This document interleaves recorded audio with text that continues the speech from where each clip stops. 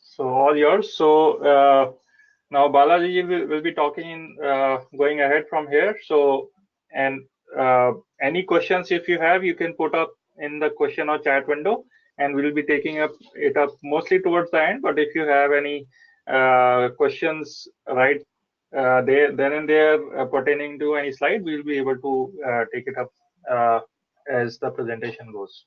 Thank you. Go ahead, Balaji. Vishal, are you able to see my screen? Yes, yes.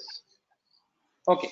Hi guys, my name is Balaji. Vishal said, I run a company called Inventor Robotics. The goal is how do we bring AI into the physical world?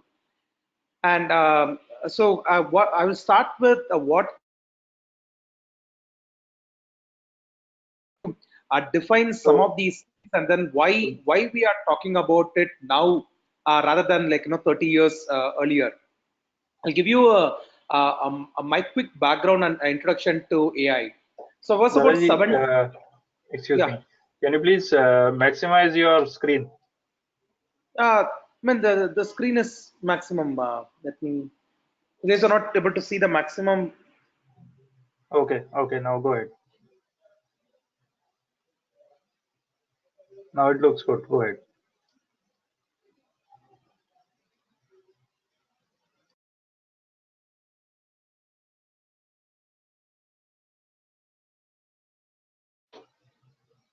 Balaji, you there?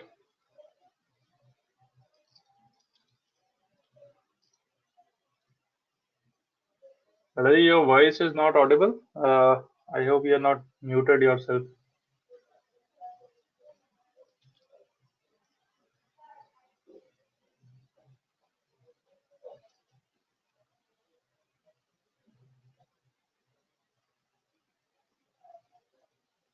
I think there's some technical glitch. Please be bear with us.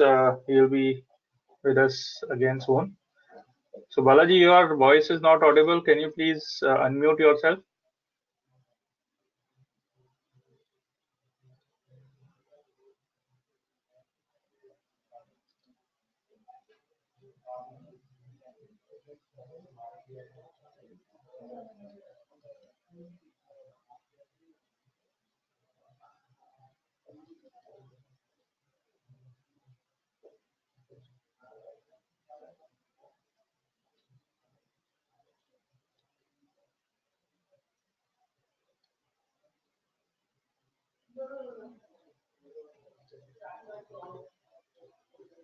Balaji, you're not audible. Please.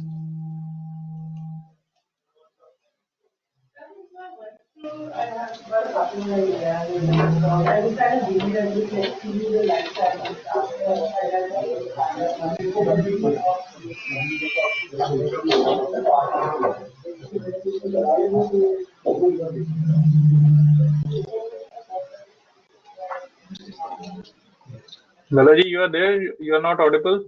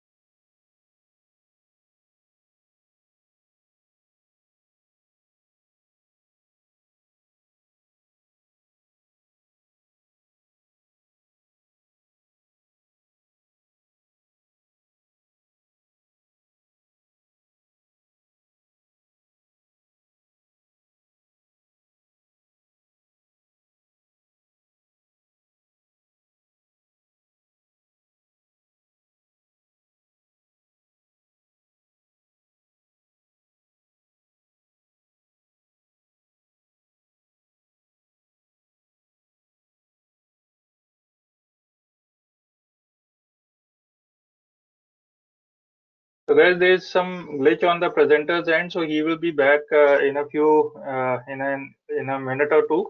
By that time, if I would appreciate if you can write on chat or question window where all you are from, so I'll be able to address the audience accordingly.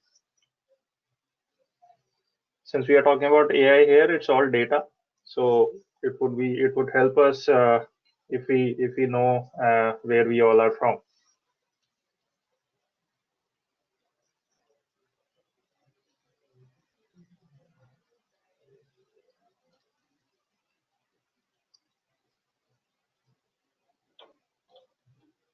Audience, okay. So one is from Bangalore. Anybody else?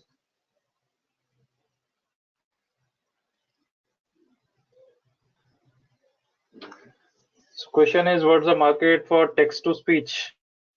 Bangalore, okay. So text to speech, there's good market, and a lot of companies are coming in who are asking for this, as well as a lot of people are working in this domain. Well, in India per se, probably more development and more experimentation is happening on vision computing side, where people are trying to understand what is the behavior of.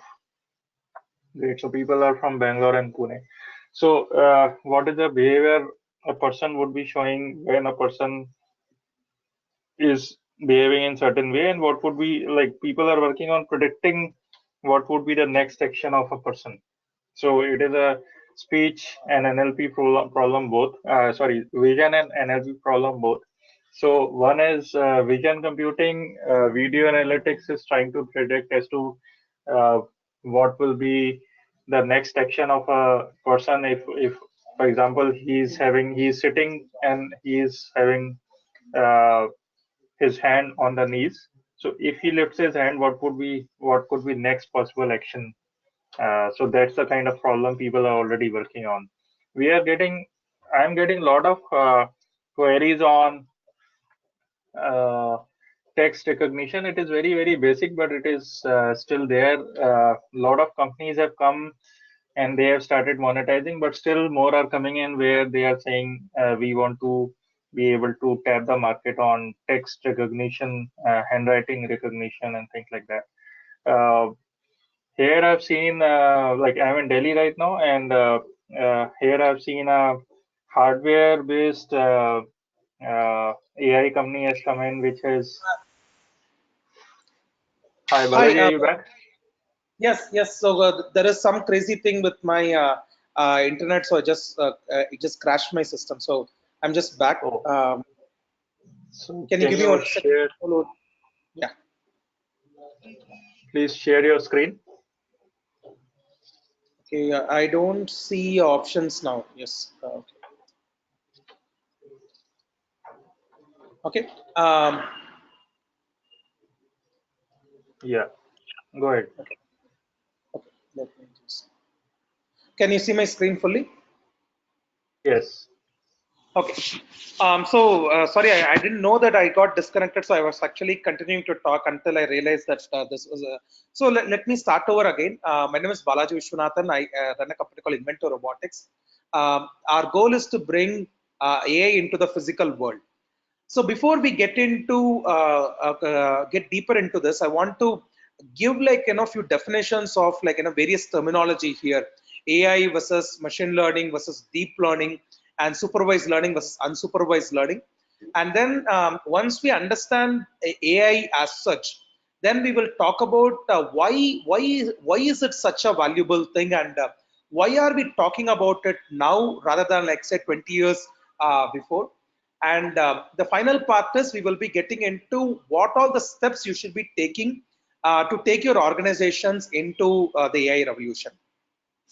So my introduction to AI was about 18 and a half years ago. So I just joined college, and so Dr. Kalam was coming to our college, and so we were asked to, because so a couple of us were selected to present him with something very interesting and get him excited because the college was trying to close a few grants with the DRDO.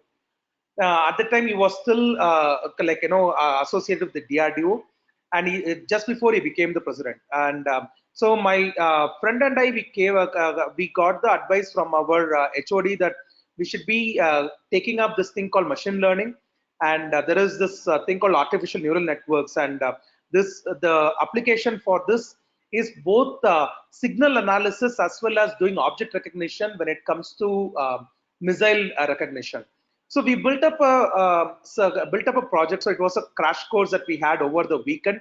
This was before all the social networks and Wikipedia and so on. So we had to get a bunch of books from our library, get into that, and over the week we built out a simple artificial neural networks based model to do a basic object recognition. So given a pattern of numbers, it has to say whether it belongs to category A or category B. So the goal is like it should be it should be extended to an image file. So we were just doing with simple arrays and matrices that was to be extended into an image file. And that image file, once we take it, we should be able to say what kind of missile that is from a distant thing. So a radar would be picking up that signal, and we should be able to tell what kind of missile that is. That was the project, and so we got more involved in the object recognition piece. And then so I was also I got one-on-ones with the president, with President Kalam, once he became the president too. And for my final thesis, I was working on a object recognition problem for detecting vehicles from overhead cameras. This is for traffic management and traffic violations, this thing. So we were trying to detect vehicles and whether the vehicles were following lanes or not. So that was my bachelor's thesis. And then for my master's, I got a scholarship, and then I worked on as a problem that is called multi-agent systems. How do we enable a group of robots to work together? And then so there's a collaborative intelligence. And I studied under some of the most experts in neural networks back then. But back in 2005, 2006 timeframe, the market for deep learning and machine learning was not yet there. And so I got into operating systems and so on. So the last 10 years, I've done a bunch of different things in fintech, ed tech, and so on. So now coming back into this. So artificial intelligence as a broader one, the goal is to provide insights and provide insights to people, and then be able to help them make decisions out of it. So an artificial intelligence based doctor should be able to take in, let's say, your X-ray scan, and then should be able to say whether you have a fracture or not. Or an artificial intelligence based radiologist should be able to take in radiology images and should be able to identify whether there is a tumor and the tumor is benign or is malignant. And artificial intelligence based financial scoring thing should be able to say, based on all your previous patterns, should you be given a credit card or not. And an artificial intelligence based fault detection thing in a factory should be able to say whether there is a crack in the product or not. So there are multiple areas. So where there is an input in the form of, usually in the form of an image or an audio file, or in terms of a large number of data sets do you already have, and then that is converted into an actionable insight. That insight it helps you make a decision. So the radiologist, the AI radiologist that helps you identify whether the tumor is malignant or not, helps you make a decision. So then if you have a cancer or not, if you have cancer, then that means you have to take medication A, and if you don't have cancer, okay, then probably like it is like, you know, you're all fine. So it helps humans make a decision out of this. So that is the ultimate goal of it. Now there are, like, you know, different forms of AI. So AI is not one algorithm. AI is a group of it's a system of things that is to enable systems to help you make decisions. That is a broader definition of it. Now there is a subset of this is called machine learning. What machine learning does is it takes in large amount of data and finds patterns in that data. So that patterns is used to, like, label the data. For instance, you can give it a series of images and say whether there is a car in that image or not. So that is one form of machine learning. So we can do that. There is another type of machine learning is to do face detection. So for instance, we in our robots, we are constantly looking out for people in our environment. And as soon as we see a image that resembles a face, then it starts listening to what command you are going to give. So that is again a type of machine learning. So machine learning is all about you are looking for patterns in this thing. In the next couple of slides, I'll give you even more details on this. Deep learning is a form of machine learning where you are going to be using neural networks. So you are going to be building this black box matrices that is going to enable you to classify and enable you to identify patterns in the data. So conventional machine learning, it's a lot of it is dependent on statistics, and then curve fitting and so on. Whereas deep learning, it's a subset of algorithms, like, using neural networks and all those things, that involves matrix multiplication, and then there is there is multiple layers that you will be training, and you can see this like more like a black box. So you cannot, like, just that the trained model alone would not be giving you a lot of insight, and then this multiple layers of this thing would enable you to solve complex problems. Again, that is a very high level of it. We can get into specific differences between machine learning and deep learning. There's a very high level of it. So artificial intelligence includes machine learning, and you can also have, like, rule-based systems with the expert systems and so on. So traditionally in the 1960s and 70s, when AI came, it was rule-based systems that were ruling the day. So, for instance, I can create a particular rule to detect, to say whether there is a fault in the machine or not. So you'll be asking a bunch of yes and no questions. There will be a tree. At the end of it, now you are going to say whether this belongs to A or B. So you are not using a lot of data. You are not using matrices. You are not doing pattern identification. You are just building a bunch of rules. That also is a type of artificial intelligence. And but then the ones that are very hot and interesting right now is the machine learning, where you are not giving a bunch of rules, but then system learns patterns on its own. And as a broader note, why is AI so important? And the reason is, over the next 10 years, over $13 trillion of value is going to be generated from AI. So this slide is from Andrew Ng's introduction to AI. $13 trillion of value going to be created through AI, and especially the key industries that are going to be touched are retail, travel, and logistics. And in these areas, there's a lot of intelligence that is going to be brought out to help customers choose better, to help companies transport their goods better, and so on. So this is a hugely important thing, and the real problem is the number of people who can actually build custom deep learning and machine learning models are very, very less. So I was in a conference last year where some of the world's best researchers were gathered, and the claim that was made was only about 6,000 people in the entire world can actually build strong, unique deep learning models. I don't know how reliable the data is, but that is something that, like, the general belief is only few thousand people can actually build a custom, unique machine learning and deep learning models.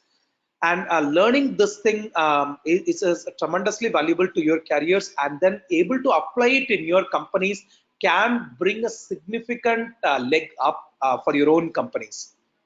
And then there are different forms of AI that are quite popular now. So for the first of it is speech recognition, that is taking in wave files or like any kind of sound files and converting that into text. That is speech recognition. So you guys have already like should be familiar with like Siri, Google Now, and so on. They do the conversion part. So they will be taking in the voice files. Again, they will be looking for various patterns. So looking for patterns in how does a typical wave look like, and then how does our readable text convert to. So and then it will be building text based on that. Now, pattern recognition, that is again another form of AI. So, for instance, your spam filter, your Gmail or other spam filters, they are looking for various patterns to see whether a particular email is a spam or not.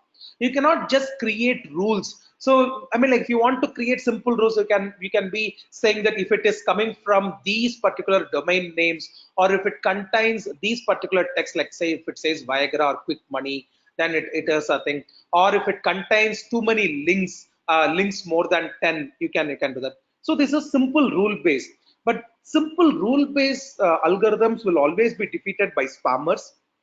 So what the state of the art is to look for patterns. So you feed through billions of emails and users' perception of whether it's a spam or not, and then the system as a whole recognizes the pattern of whether something is spam or not. So fundamentally, as a human, we recognize patterns as a whole. We can recognize whether something is food or not through smell, through touch, through taste.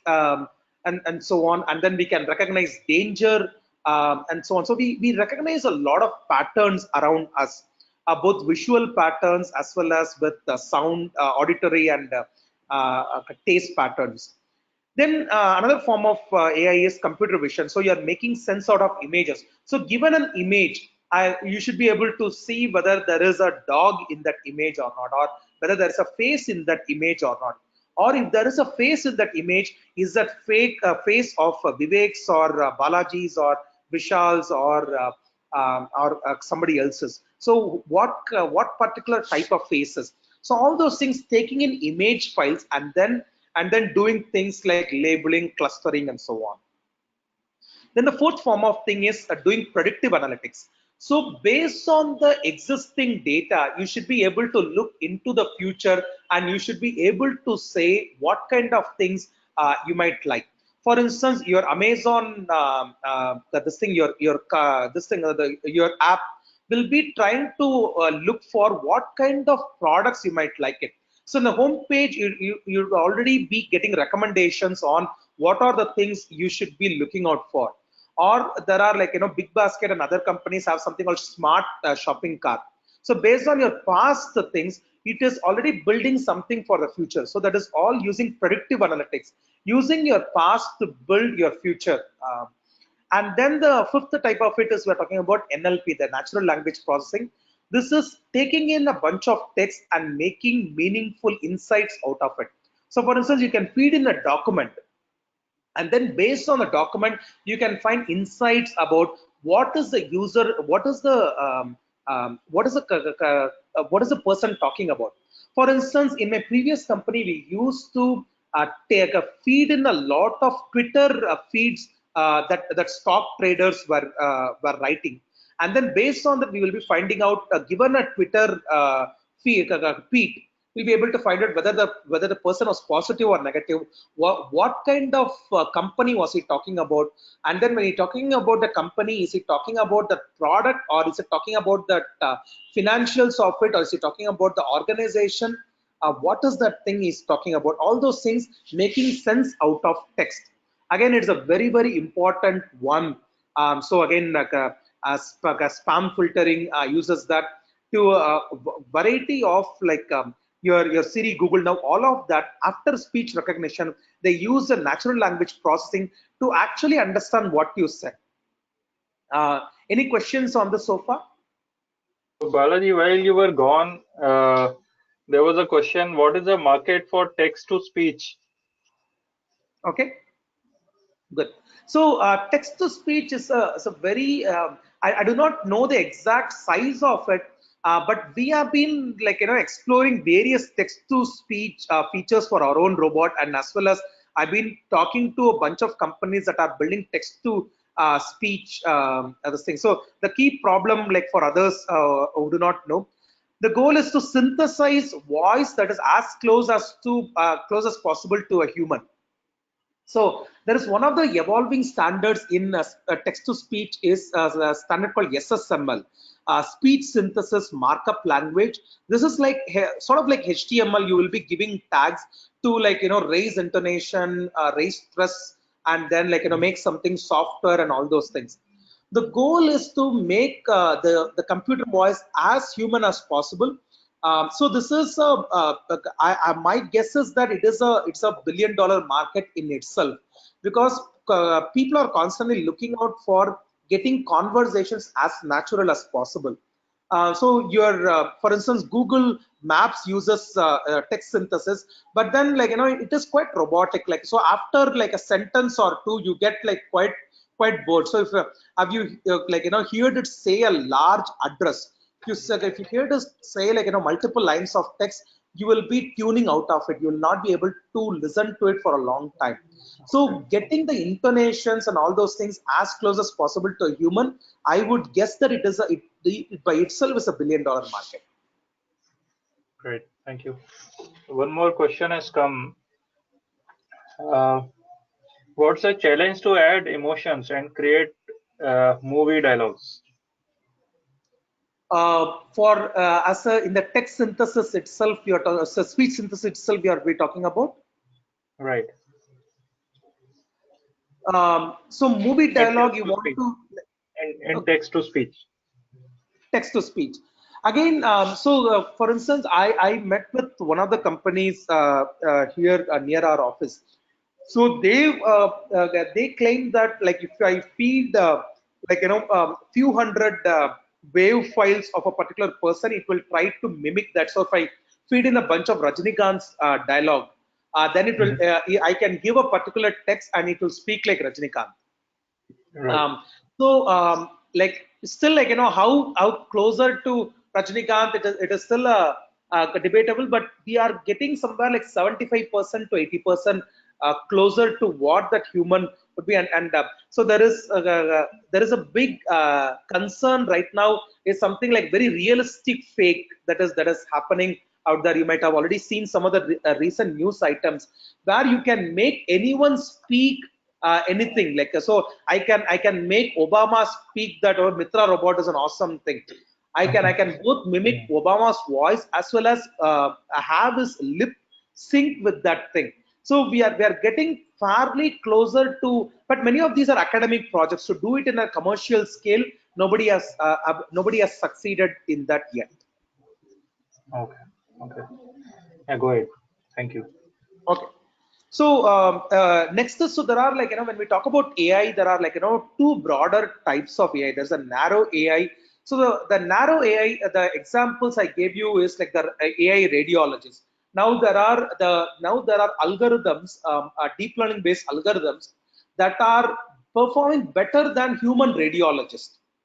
So if I give the scan to the MRI and all those scans to the AI radiologist, it has a better chance of telling whether there is a cancer, like whether there is a malignant tumor or not, even more accurately than a human radiologist. That is a big a big step. So this is, but we are still talking about one narrow field.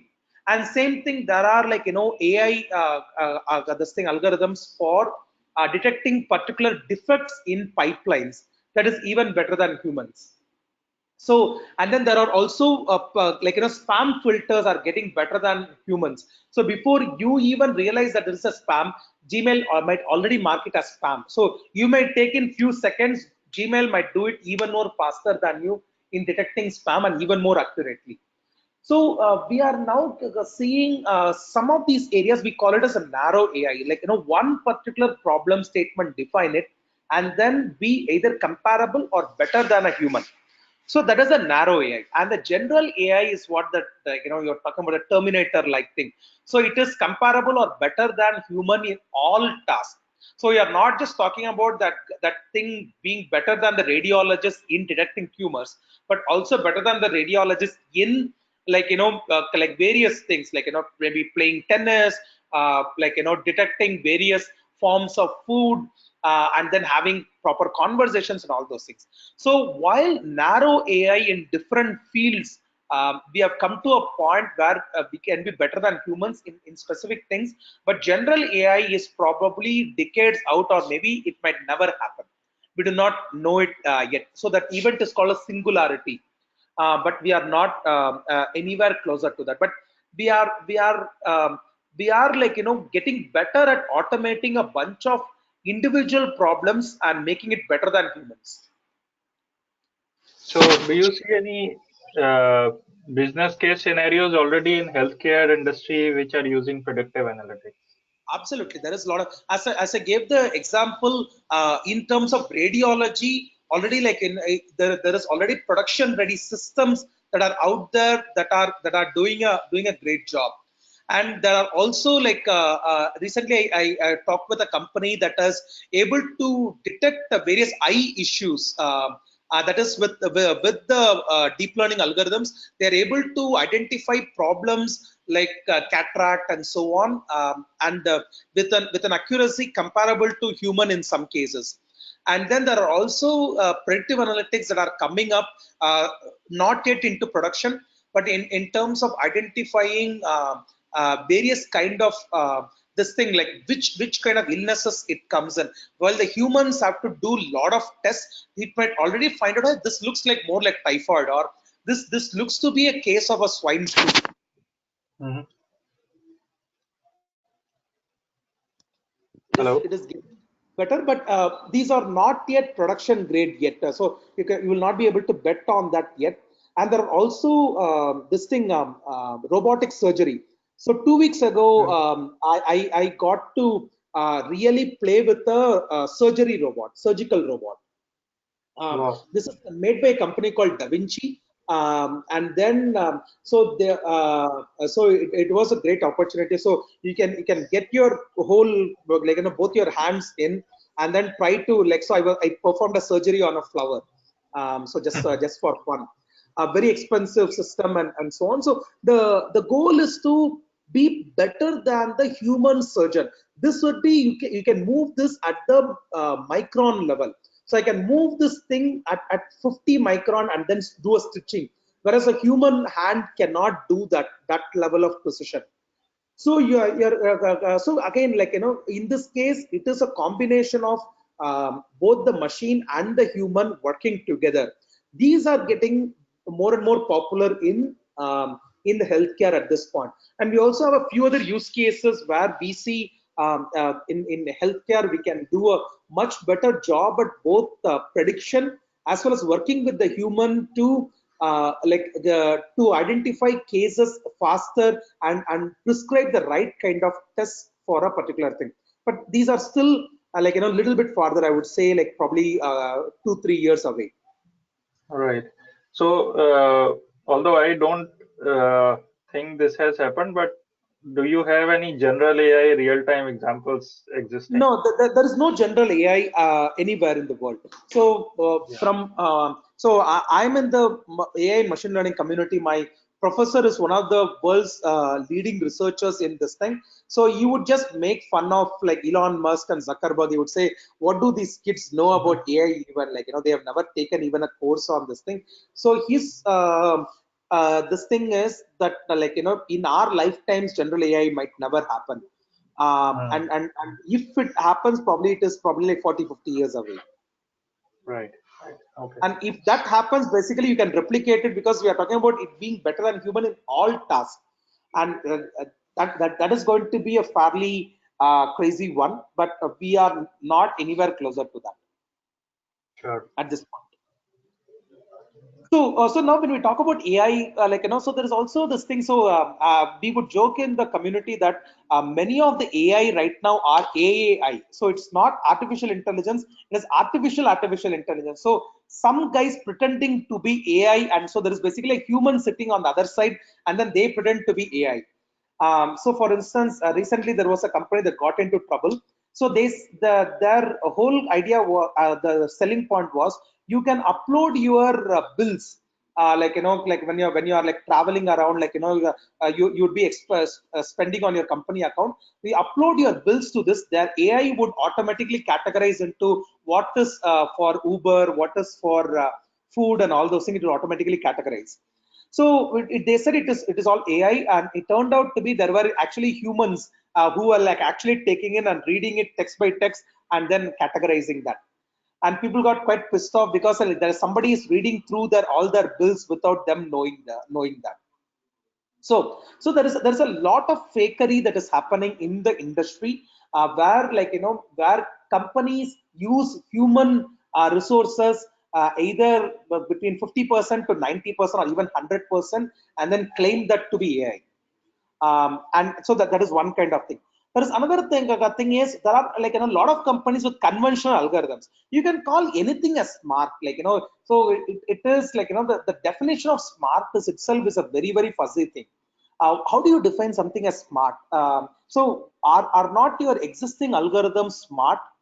They are smart, right? They are doing like they are doing various things to help you do your task better.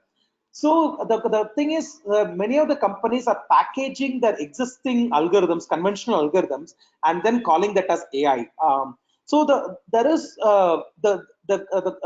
especially when it is coming to machine learning, the way in which we define is conventional algorithms are rule-based systems. So we will be having a bunch of if then else that is inside for loops and so on. So that is conventionally there will be a particular procedures which is rule based. So for instance, if you are doing a sorting problem, so now you will be checking whether this number is greater than the other number. If it is greater than the other number, then swap these two numbers. We define a rule. So that is what conventional software is all built of. Whereas in the deep learning and in what we call as AI right now, it is not defined as a bunch of rules, but in terms of building large matrices called the weight matrix, and then you are creating a result through guesswork. So the results might not always be consistent. So we give it in terms of 97% accuracy or 98% accuracy. Conventional algorithms are practically 100% accurate. So if I run a sorting algorithm, at the end of it, I know the array is sorted. Whereas in the AI algorithms, I cannot actually always say that given a face, it is always going to say that this is the face. I cannot specify in terms of rules. So that is a key difference between, for instance, facial recognition. Now, to describe my face, I can say a few rules. Okay, like I have black eyebrows, or this thing, and then the space between my eyes is this much, and this thing, and so on. I can mention in terms of rules, but that is not scalable. That is not possible, because the image size might be quite different, and everything will be screwed up.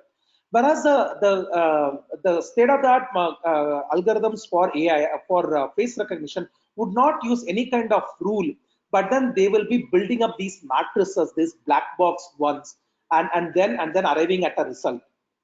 So if you are rule based, then you are a conventional algorithm. If yours uses a learning system to build matrices, and this accuracy goes over time, then you can call your algorithm as an AI. So the algorithm's accuracy should go up over time. Your conventional algorithm is going to stay the same thing on the day that you ship, and 3 years later is going to be the same thing. AI algorithms are going to get smarter and smarter, better and better. So that is one way you can differentiate between AI and conventional algorithms. So if I talk about machine learning in a simple way, so a very simple human problem, you guys might have taken such identify what is the next number that comes out of it. So if you look at this thing, now a human after spending a few seconds might say, okay, the next number is 21. So basically it's a Fibonacci series, and then so each number is a sum of the previous two numbers, and then so one gets added to two, two gets added to three, and so on. So now humans are great at this pattern recognition, and you would have done so many of these problems when you were in school, and then for competitive exams you might have done. So that is the heart of machine learning. So machine learning, what they do is, instead of giving a pattern, so if I say that, okay, I am building a Fibonacci series and then saying that, okay, sum of A and B makes C, then that is a rule-based algorithm. But instead of that, I'm going to feed this bunch of numbers, and the system will learn that, okay, this is of this pattern. So the pattern is, okay, like the previous two numbers are added, that means the next one is 21, after that is 34, and so on. So the system learns, and so you have to be structuring your data in such a way you are going to be enabling the machine to identify patterns. And the more data you start feeding, the better it should get in identifying patterns. And then you will also be giving a feedback to it. So the conventional machine learning algorithms might not have a feedback. So it might initially predict that it is, say, maybe 24 or something. Then as you give feedback, it gets better. Oh, no, this is not 24. Then it should be like, say, 21. And then so you have to give feedback, and it gets better and better. That's how, like, children learn. So children, they initially start like babbling around, but you give feedback. Okay, you have to say A this way. You say that multiple times, they try it out, and then they get better. But machine learning is based on learning through a bunch of data. The more data you give, better it would get in identifying the patterns. Now, so in the type of AI on machine learning algorithm, there are four type of applications we can talk about. The first type of thing is called classification problem. A classification problem is saying whether there is whether it belongs to set A or set B.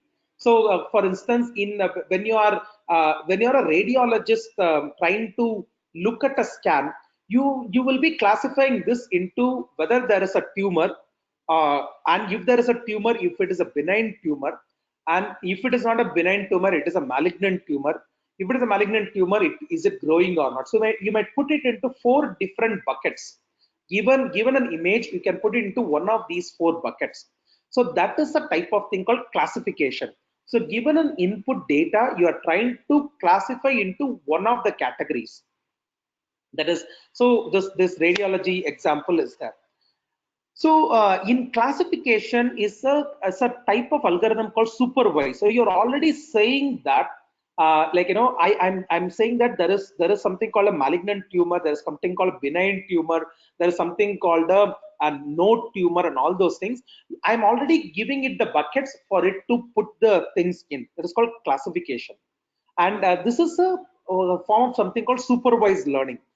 We might not be able to get too deeper, and this becomes quite technical. Now there is a type of AI application called clustering. The clustering, we are not saying that whether there is a tumor or not, but what we are saying is there is a bunch of cells here, that is one type of thing, and there is another type of thing that is very distinct from these two. So that is so you're able to identify, like, for instance, let's say we are looking for signs of human life in this thing. So now we are identifying some group of so let's say we have gotten an image of a distant planet. In that planet, is grouping them. Okay, this group of things looks to be a water body. This group of things looks to be a cloud. This group of things looks to be a crater. So this will be trying to group similar things together. You are not saying that, you are not saying that this is tumor, this is not tumor. It is just saying that this is different from this. So so one of the areas it is like immediate use cases for that is happens in e-commerce kind of thing. So you as a shopper, you are you are buying a few things. Now the system will try to cluster. It will, at the end of the day, it will say these 1,000 shoppers, they are similar in some ways. Their shopping patterns are something similar. Whereas these 3000 shoppers are like, different from them. They are similar in their own way. So you create a bunch of different groups. Then this thing, the marketing guy can go and look at what is something similar between the group of this 1000, and once he identifies, he can also go and do some specific marketing campaign to these 1000 people. So this automatically, this is tries to differentiate people based on their behavior. That is a clustering problem. Third type of machine learning problem is called a regression problem. Regression problem is a predictive analytics we talked about. So based on the past, what is the future going to be? That is the regression analysis. And then there is something called generation. Generation is based on a given inputs, you are going to synthesize something. For instance, we just talked about text to speech synthesis. Now given my text, how I should talk like Obama. So it is the machine learning is going to generate a voice like Obama's, or is going to generate a picture of Obama, like maybe raising a cow or something like that. So based on some existing patterns, you're going to generate a new pattern altogether that does not even exist. Like you're going to simulate something, or you're going to synthesize something. That is a generation. So classification is you're going to put things in buckets. Your spam filtering is a type of classifying. You're saying like, which is this belong to spam or not spam? When you're talking about in your e-commerce thing, you are saying that these group of shoppers have a different behavior from these group of shoppers that is different from these group of shoppers. They look at the site in these things. These guys look at this thing in so you divide this into groups or clusters. This is a clustering thing.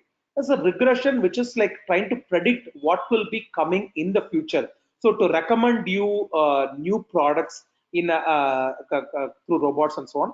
The fourth is a generation to identify to so almost all AI problems can be grouped into these four things.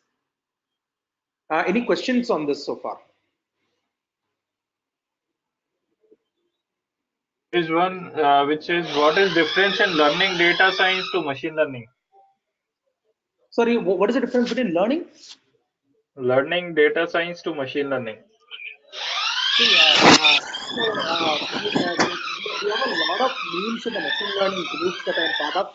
So a lot of the machine learning is basically is just statistics packaged with a fancy name. So you can call it as like data science, you can call it as machine learning, but a lot of it is basically statistics. So statistics is about identifying patterns in a group of data. So data science includes machine learning in some sense, you can say that, and both of them underlying that is statistics.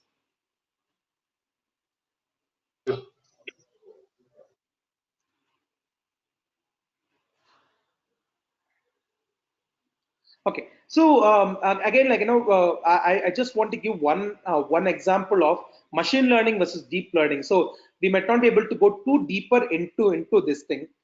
So as I said, like, classification is one of the key problem areas in AI. So you want to be able to identify, given an image of a dog, I need to be able, given an image, I should be able to say, is this a dog or not a dog? So that is what the output is required.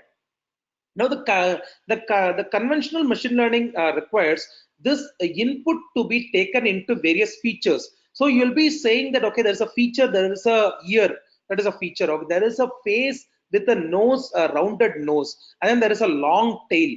So it is basically extracting a bunch of these features in step one, and then based on these features, it is saying classifying using the classification. Okay, it has a tail, it has two legs, and then it has an ear, and this thing. Oh, then it must be a dog.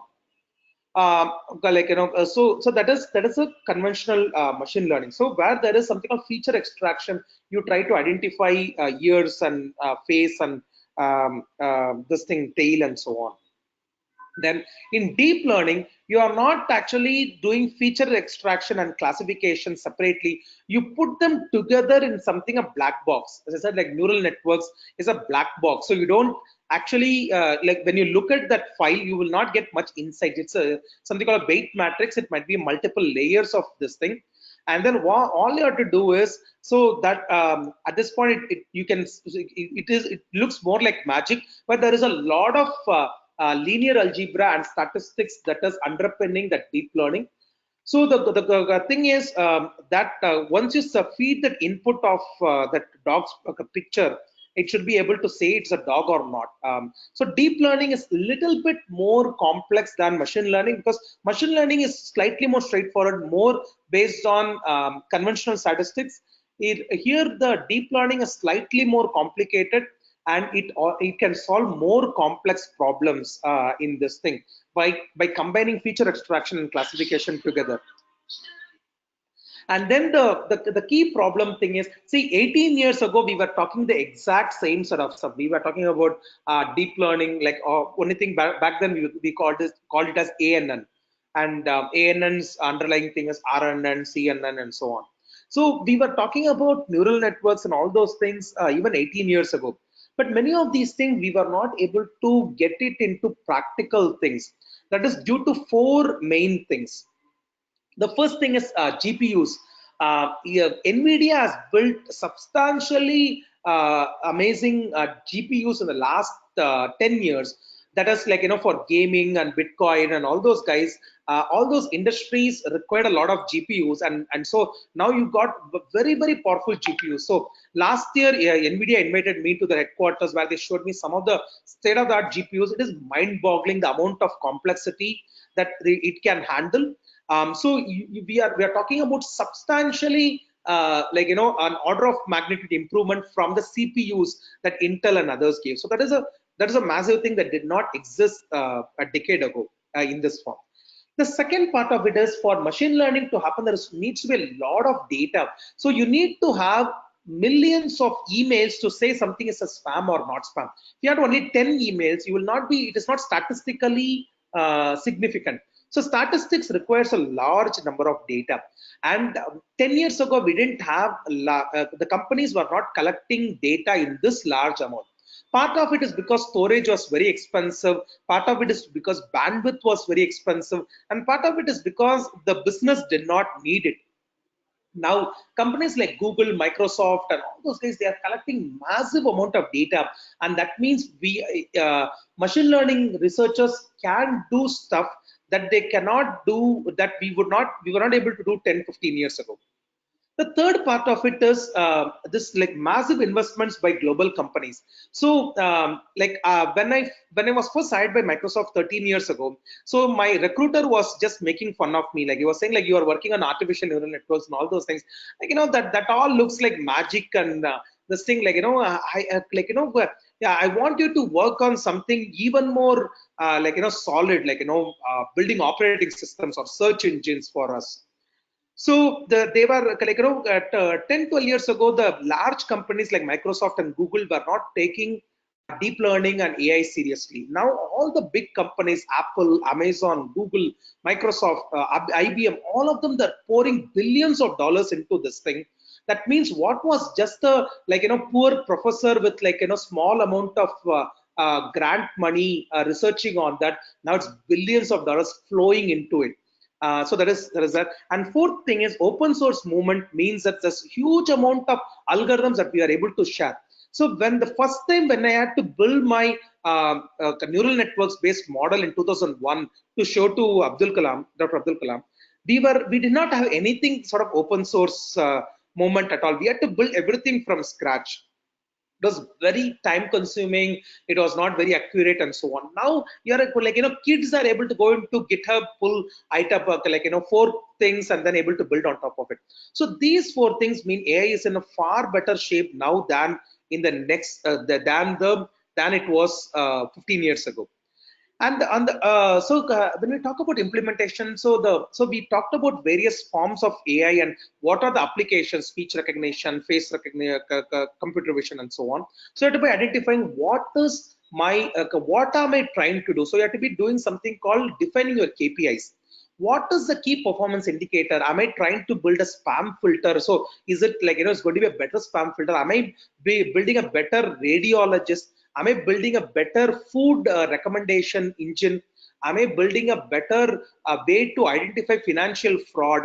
what is that thing I need from this AI algorithms. And then you need to define in terms of accuracy, you need to define in terms of speed, you need to define in terms of the type of input data. Am I getting a sound file? Am I getting a image file? Am I getting videos? What kind of this? All of this thing you have to be defining first. The second part of it, and the most important, and where you will spend 30 to 40% of the time, is going to be in collecting data, because you are not going to get the data in the format that you want. So, for instance, last year we had a customer who wanted to identify liquor bottles based on what the customer is holding in their hand. So the robot from a distance should be able to see that, okay, this guy Rajesh is holding Smirnoff in his hand, or this guy is holding an Absolute in his hand. So I need to be able to identify, the robot need to be able to identify from a distance that this is this particular bottle or not. We looked for data, it was not available. So I sent my interns to local liquor shops, and then they took tens of thousands of images of liquor bottles taken from various angles. So that is a massive amount of time spent on taking images of liquor bottles, and then labeling them properly, cleaning up the data, keeping all the files in a constant size, all the images in the same frame, all those things. That is what is going to take up a big chunk of your time. The third thing is going to be in building the infrastructure part of it. Now I'm going to be looking at what kind of machine learning algorithm am I going to do. Am I going to be using deep learning? Am I going to be using an RNN? I'm going to be using a CNN. There are various forms of this thing. Am I going to use a TensorFlow based system, or am I going to use an AutoML based system, and so on. And then you're going to spend some time tuning and optimization of this thing. And then the final and most important part of it, where you will spend like 20-25% of your time, is an integration of that thing with your conventional code. So because, like, it is giving a result. Now what do I do with it? Like, your algorithm has said this is spam or not. Now how do I use it? Now it has to be integrated with your existing system. So the final thing, so given the shortage of time, like, so we have like 3 more minutes. I will just get, like, quickly get into tools and then open it up for questions. So in terms of, like, categories of AI and ML tools, there are 3 types of AI and ML tools. The first group of things is called an auto ML.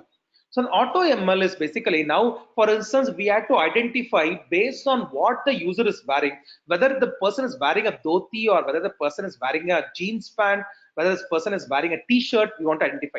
So what we did was we took in a bunch of images of t-shirts, and then we would just drag and drop into this auto ML tool, and then say that these are all t-shirts. Once you give it, like, a good amount of data, like 30, 40 or more, then it will like, once, whenever you give a t-shirt image, next it will automatically give this as a t-shirt. This is something called auto ML. You don't have to write any piece of code. Google, Microsoft, IBM, all of them, they give this something called auto ML. Then there are something called pre-trained models. So you can use Google's Vision APIs, Google, Microsoft Cognitive APIs, and all those things. You feed into that, you automatically get that, oh, this is a t-shirt or this is a shirt, and so on. So this is called pre-trained. They have already built-in stuff. Only thing, they're going to be charging for the APIs that you're going to be using. That's called pre-trained models. The third thing is, if you do not have a pre-trained model and you don't have an auto ML way, then you have to build your own custom models. That is where you have to build your own algorithms, that you have to build your own sort of optimization, and so on. So that is where, like, you'll be using tools like TensorFlow, Keras, and so on. So this final slide, like, so for instance, Google has built this thing called the Cloud Auto ML. So I'm giving this a photo data set, like, images of people wearing t-shirts, and then I'm dragging and dropping into this thing. They, like, already have a system. I just click a button, they already do the training and all those things. Then they, at the end of it, they will spit an API. I'll just call this API, or I'll directly download that machine learning model and put it into my system, and then it starts identifying people in t-shirts. That's all this is. And then you can use your own sort of, once you know what kind of problems you want to solve, you can use this auto ML or pre-trained models for 90% of the problems. And if you do not really have an existing model, then you can go into the custom models with TensorFlow or Keras. Thank you. So thank you, Balaji. So one question from my side. Your example on earlier slide prompted me to ask that the one before. So where you said that you your customer asked that robot should be able to recognize the bottles of liquor. So what was the Correct. use case there? What is the customer looking for there? Okay, I would not be able to give you too much details into this Sure. thing, but the broader level is they want to identify patterns. So this guy is a vodka drinker. This guy is a wine drinker. So if you are a wine drinker, so I should be able to say that, sir, there is a offer on this thing. Or if you are a whiskey drinker, hey, Johnny Walker has this promo. Would you be interested in that? So based on what you are holding, and no, then Okay. it has to be judging what kind of person are you, and based on that recommending the right kind of product to you. Oh, got it. Got it. Thank you. So guys, any other questions for Balaji? So we have, although we have short time, but because of initial disturbances, I would say we have another 5 minutes. If you have any questions, we would be more than happy to answer, and Balaji is here to respond to them.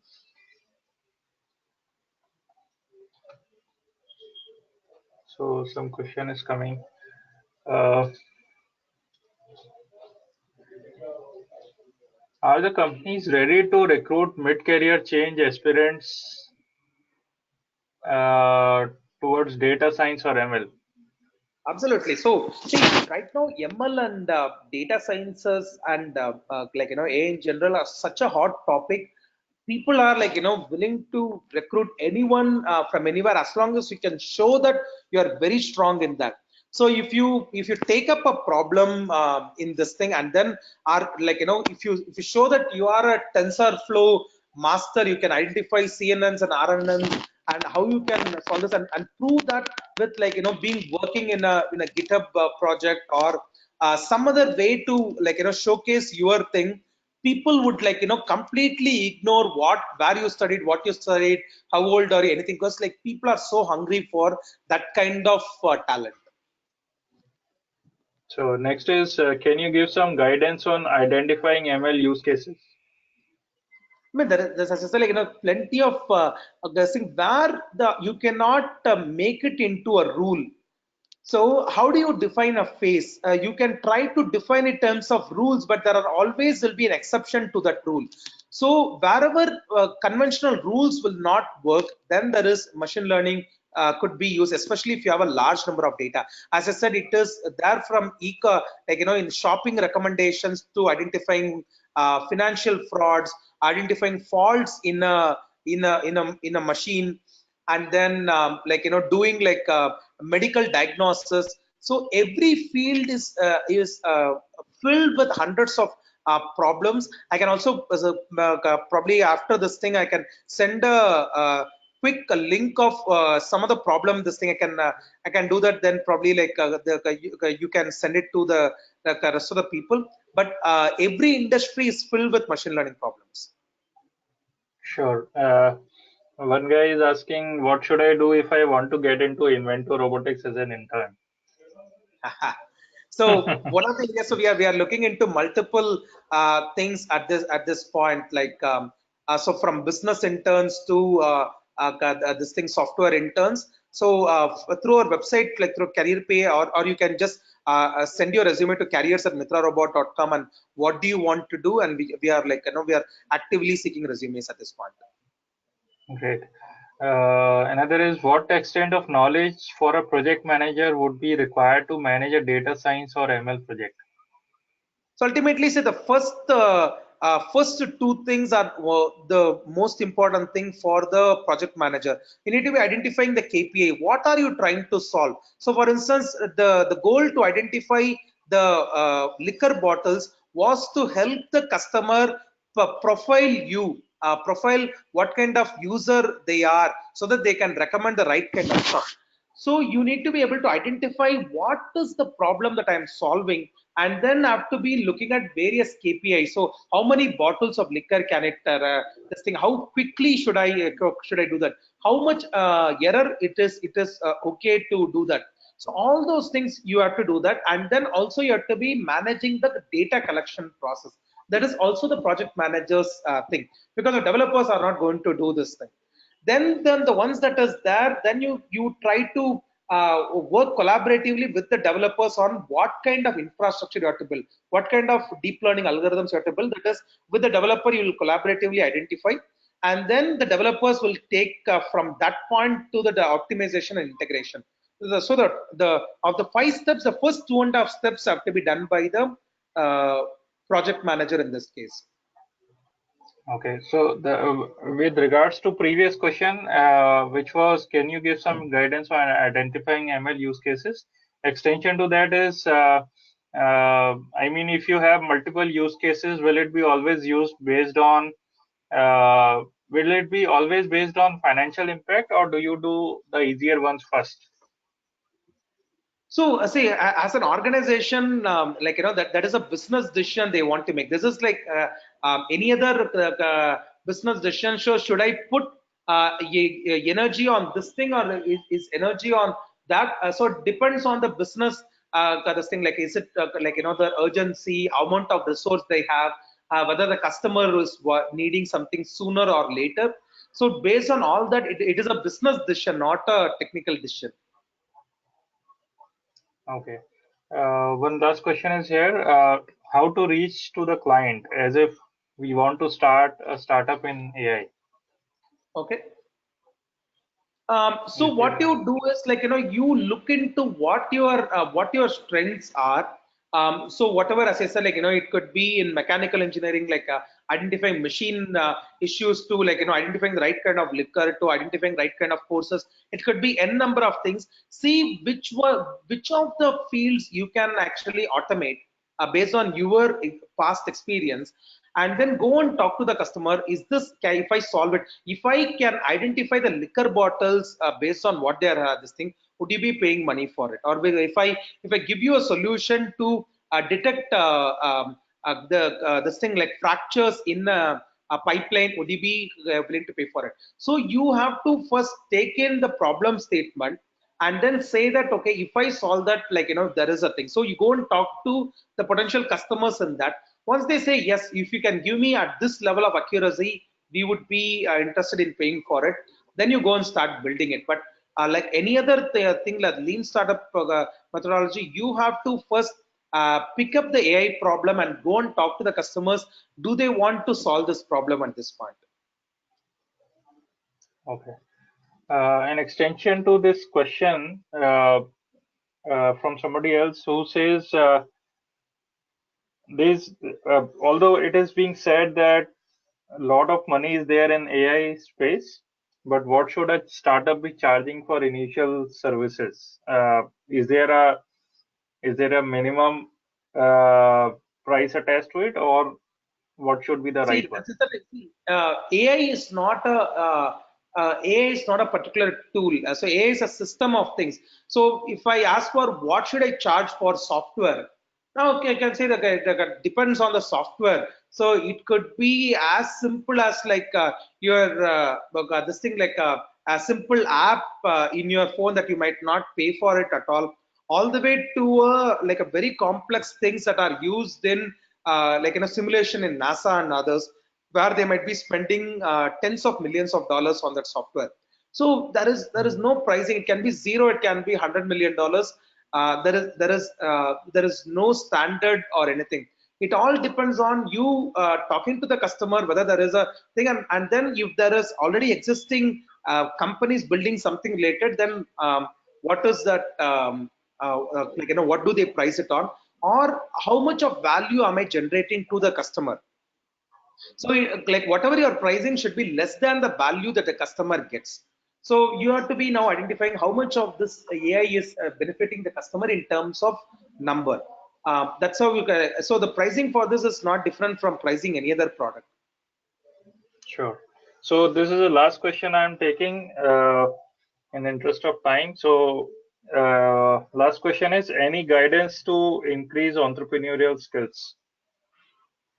Then see, if I have to guide you on how do you swim better, yes, I can tell you, you have to keep your buoyancy like this, and you have to use your legs and hands together, and you have to breathe properly, and all those things. I can say millions of things, but ultimately you have to get into the water and then start swimming. So until you get into the water, you are not. None of this advice is going to make much sense. So you want to make entrepreneurial thing, get jump into this thing. You don't have to leave your job. You don't have to leave your college or thing. You can get onto your entrepreneurial journey right in your existing setup. Spend 2-3 hours a day, first look at what is a particular problem that could be solved. Look into your existing setup. Look into talk to your colleagues, or and then try to form a hypothesis. So this is potentially a problem that could be, that solving that would be important. Then go and try to talk to customers and say that, okay, I'm studying in this college, or I'm I'm an engineer, or I want to see whether this thing I'm studying a company. Would that be a valuable problem to you? So if you ask them nicely and this thing, so they might give suggestions on, there are already tools to do that, or we are getting this thing done in just this $10 tool and so on. Then you might go and change the problem statement. So entrepreneurial thing, you have to maybe if you are before jumping in, either jump in at the shallow end, or take in this thing like your air float, so that you don't sink after you jump in, but you have to get into the water. So that is how you can improve your entrepreneurial skills. So thank you, Balaji. I have given the details of my contact details of mine on the screen. So if you have any more questions to be asked to Balaji, I will be most happy to forward it to him, and he will respond, and I'll get back to you. Else, Balaji, would you like to give your contact details if anybody wants to join, or contact you, or We would you can like to? funnel it to that. That would be fine. Sure, sure. Okay. So Okay. thank you for giving a great presentation, and look forward to your future sessions as well with us.